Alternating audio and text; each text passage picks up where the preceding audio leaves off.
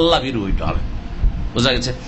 তো বলছিলাম যে এই বৈশাখী মেলা, বৈশাখ বাংলা নতুন বছর, নববর্ষ তো দূরের কথা, ইংরেজি মাস কেউ যদি নিউ ইয়ার, এটা কি বলছে, নিউ ইয়ার, জানুয়ারিতে উৎসব করে, এত ধুমধামের উৎসব হয় এটা আমার জানা ছিল না। কারণ আমরা গ্রামে গঞ্জের মানুষ, আর ওই রকম শহরে নতুন বছরে থাকিনি। গত 2 বছর আগে পিস টিভিতে যখন বোম্বাই গেলাম, বোম্বাই গিয়ে দেখি ডিসেম্বরের 25-এ গেলাম, আর জানুয়ারির 10 বা 15, 12 পর্যন্ত থাকলাম।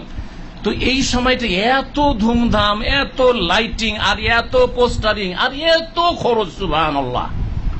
আল্লাহর রাস্তায় বাধা দেওয়ার জন্য খরচ, এই খরচের উপর আক্ষেপ করতে হবে আর জাহান্নামে যেতে হবে। আয়াত শোনাইলাম কি শোনাইলাম না? এই পয়সা খরচ করে দিনেরও লাভ নেই, দুনিয়ারও লাভ নেই, ঠিক কিনা? জি হ্যাঁ। তো কেউ যদি নতুন বছর নিউ ইয়ার পালন করে জানুয়ারিতে, হ্যাপি নিউ ইয়ার, কি বলছে, হ্যাপি নিউ ইয়ার, তবুও হারাম, তবুও হারাম। আচ্ছা, এটা না ইংরেজি ছিল, বাংলা গেল, ইংলিশ গেল। কেউ যদি মহরম মাসে, আরে ইসলামের মাস 1437 হিজরি শেষ হয়েছে, এখন 1438 হিজরি শুরু হতে যাবে কিছুদিন পরে, হ্যাঁ, মহরম মাস, আমরা কি করব, আল আমুল জাদিদ, নিউ ইয়ার পালন করব, নববর্ষ পালন করব কিসের, আরবি মাসের, ইসলামিক মাসের। তবুও হারাম, তবুও নাজায়েজ, তবুও বিদআত। ভালো করে শুনে রাখেন, কারণ প্রিয় নবী মুহাম্মদ রাসূলুল্লাহ সাল্লাল্লাহু আলাইহি ওয়াসাল্লামের জীবনে কতদিন তিনি বেঁচেছেন? 63 বছর বেঁচেছেন। কতবার নতুন বছর মুহররম এসেছে? 63 বার এসেছে।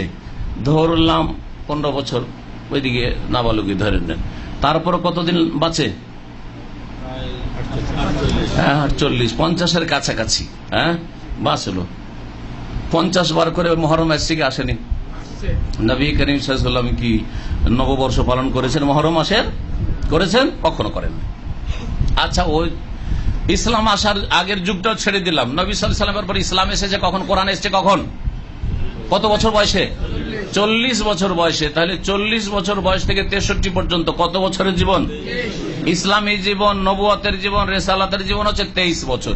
23 বছরে কতবার মুহররম এসেছে? 23 বার এসেছে। নবী সাল্লাল্লাহু আলাইহি ওয়াসাল্লাম একটা বছরে কি নিউ ইয়ার, আল আমল জাদিদ, নতুন বছর পালন করেছেন? যদি করতেন তাহলে সেখান থেকে টেনে হেঁচড়ে নিতাম যে যখন নবী সাল্লাল্লাহু আলাইহি ওয়াসাল্লাম মুহররমের করেছেন, তো আমরা বৈশাখী করি, বুঝছেন না? যখন নবী সাল্লাল্লাহু আলাইহি ওয়াসাল্লাম করেননি, সেটাই বিদআত। কোন আরবি যদি মুহররম মাসের নিউ ইয়ারে বলে, হ্যাঁ, যে মবরুক মবরুক, অথবা কি বলে যেটা, হ্যাঁ হ্যাঁ, এবং উল্লামন্ত বেখায়ের, ওই সব চলবে না, ওই সব চলবে। ঈদের দিনে বলেন ঠিক আছে, ঈদুল ফিতর, ঈদুল আজহাতে যদি বলেন তো মাসিল হাল চলবে। কিন্তু কথা হচ্ছে যে নতুন বছরে মুহররম শুরু হয়েছে, সেজন্য অভিনন্দন জানাবেন, যে কোনো মুসলিম করুক না কেন, বিদআত। সুতরাং এই বৈশাখ মাসে এসব নাজায়েজ কাজ করবেন না। তারপরে যে অপচয় হচ্ছে, অপব্যয় হচ্ছে, কিয়ামতে হিসাব দিতে হবে, ধন সম্পদের হিসাব দিতে হবে না? গরিব খেতে পায় না, আর আপনি এত টাকা ধ্বংস করছেন, আপনি এই পন্তার ইলিশ খাওয়াই, এত অজ্ঞতা। ইন্নাকুম কওমুন তাজহালুন। এই বৈশাখী পালন করে যারা আর পন্তার ইলিশ খায়, তাদের সম্পর্কে কোরআনে কারীমের এই আয়াত বলছি, যেই আয়াতে মুসা আলাইহিস সালামের কথা উল্লেখ করা হয়েছে, নিঃসন্দেহে এই জাতি হচ্ছে মূর্খ জাতি, না হলে সব কাজ করতো না। ইন্নাকুম কওমুন তাজহালুন, তোমরা জাহেল জাতি, না হলে এই বৈশাখী পালন করতে না, বৈশাখী মেলা করতে না, আর হিন্দুদের অনুকরণ করতে না।